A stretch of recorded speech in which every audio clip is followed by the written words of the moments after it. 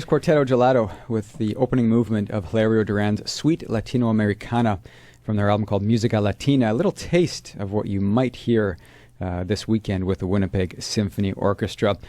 Well, I've got a guest in the studio with me. His name is Alexander Sevastien. He is originally from Belarus, and he moved to Toronto in 2001. He is the winner of prestigious Coupe Mondiale International Accordion Competition in Washington 2007, winner of 3 other competitions in 98, 2000, and 2001. And he graduated from the Academy of Music, got a master's degree in performance, and then he moved to Toronto, where he has made his home since then. He is part of a group. He does a lot of solo performances. He's also part of a group, and that's why he's in today. He's part of Quartetto Gelato, who's performing this weekend with the Winnipeg Symphony Orchestra. They have been going strong, wowing audiences on the international stages, and pretty much having a lot of fun since 1994. He's been a member since 2002, and I welcome Alexander into the studio this morning. Good morning. Good morning. Pleasure to have you here this morning. Likewise. You and we'll introduce your friend in just a few minutes that you brought in with you. So, Alexander, I wanted to ask you first, how did you come by playing the accordion? It's not typically, at least here in North America, it's not the instrument of choice. Mostly it's violin, piano, cello, that kind of stuff. When did you get introduced to the accordion? Well, back in my home country, it was a very popular instrument because it was kind of a government policy. Started actually right after World War II. When communists wanted to promote like really folk and folk culture, and like on the government level, they opened higher education possibilities in all the universities across the Soviet Union, and accordion in particular was a kind of a king of all folk instruments, and it got like amazing recognition right away, and it was very popular in my time when I started. Plus, my dad also played accordion, and pretty much that was the very first instrument, the sound of what I kind of grew up with. So what do you remember hearing as a child? Was it family gatherings he would play, or was it just every day? Or? Well, my dad kind of played every day for about half an hour. And I was, he had a very basic, cheap accordion with, like, the other day I tried to play. Oh, don't say that to him, cheap. Well, I won't. I hope he's not listening to it. But anyway, but the sound, like, back then, 35 years ago, seemed to be the most amazing sound. And I was amazed also by the portability of the instrument, because, like, we went to camping, and he always brought this instrument with him. So, and he always told me, you cannot take piano to the forest. So you obviously played a lot of folk music growing up. That was your initial. How did you get into the classical side of things then with accordion? Because it's not a common instrument in the classical music world. Back in Soviet Union, there were many dance companies that always had 4 accordions in the orchestra. And it was kind of, the symphony-based orchestra with 4 accordions to give that folk sound in the orchestra. And when the dance company traveled, let's say, United States or Canada or Germany or France, they always kind of played with the pickup with the union orchestra, with the local orchestra. But 4 accordionists always traveled because they cannot replace that unit. And the entire orchestra didn't like them because they were kind of a privileged class back then. And I was amazed because in my time, like in the Soviet Union, the only way to get out of the country was to be associated either with science or arts. So, and I saw the wonderful examples, and I wanted to explore the rest of the world, and then. And that's how I decided to play it on a professional level. But then, when I went to the academy, I realized that not enough of the repertoire and maybe the training. Like if you play like the original stuff all the time, you cannot really grow as a musician. And my teachers were so good; they introduced me to like best examples of classical music, and I some of those pieces I played on accordion. And it allowed me to grow as a musician. So how did you, what brought you to Canada? What was the reason for coming to Canada? I finished this school in Moscow in Russia, and then, career opportunities, I realized that there were way too many of us in one place. Yeah. And I asked my teacher, because all of his students, or most of them, they work worldwide. And he said, Alex, try Canada, and because it doesn't look like it's a big accordion thing here. My parents supported me. We all came in as a family unit. My mom was working in the IT field back then, so it was like no problem for her to. So we came as a family, and then what happened? I felt so isolated here the first half a year, and then I even went back to Moscow to finish my master's degree, and I lived there maybe almost a year, and then I got a phone call from Peter De Soto from Quartetto Gelato with a proposal to come audition for Quartetto Gelato and potentially play with them. How did he hear about you? Internet. On the internet. Because when I came to Canada, I decided to do a competition in the United States, and like 2 months later, I went to San Antonio, Texas, and I won the competition. And I was back in 2001 when web sites like for accordions was kind of a rare thing, and one of the prizes besides cash was building website. So the guy built a website for me and served a good purpose because it was like very well recognized in the search engines. And so I guess when Peter Googled like accordion in Canada, accordion in Toronto, my name just came up. Amazing. That's an amazing story.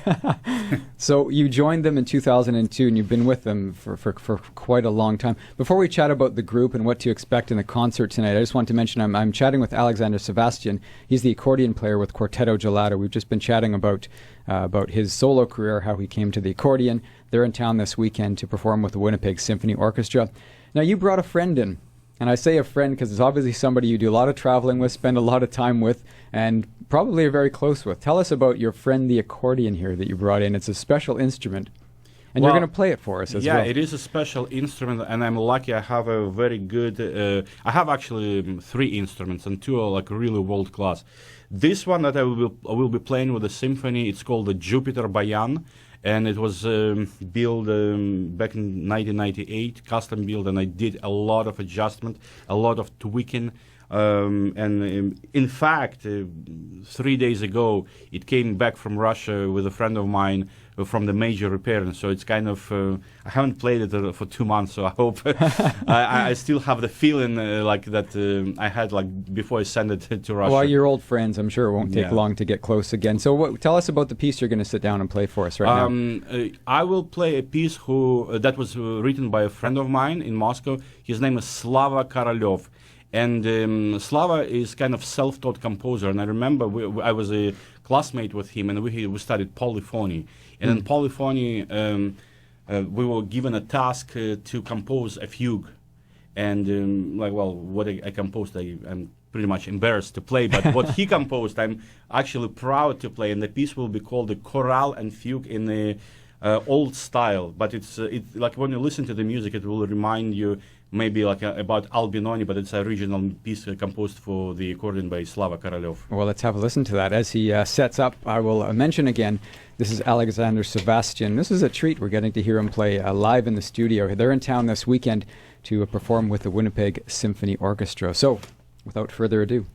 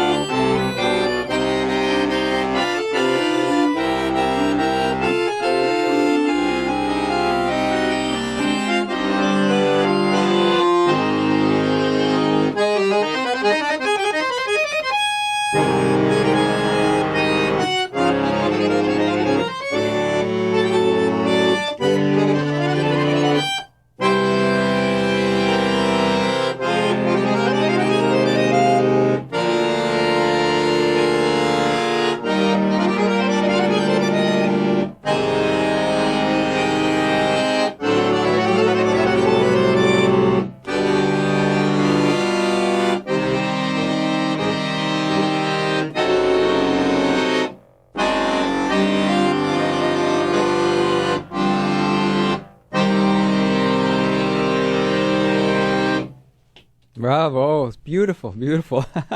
Live in the studio, Alexander Sevastien. He's with Quartetto Gelato performing live on, sounds like you guys missed each other. You and your instrument, you sounded as good together. Yeah, I love that.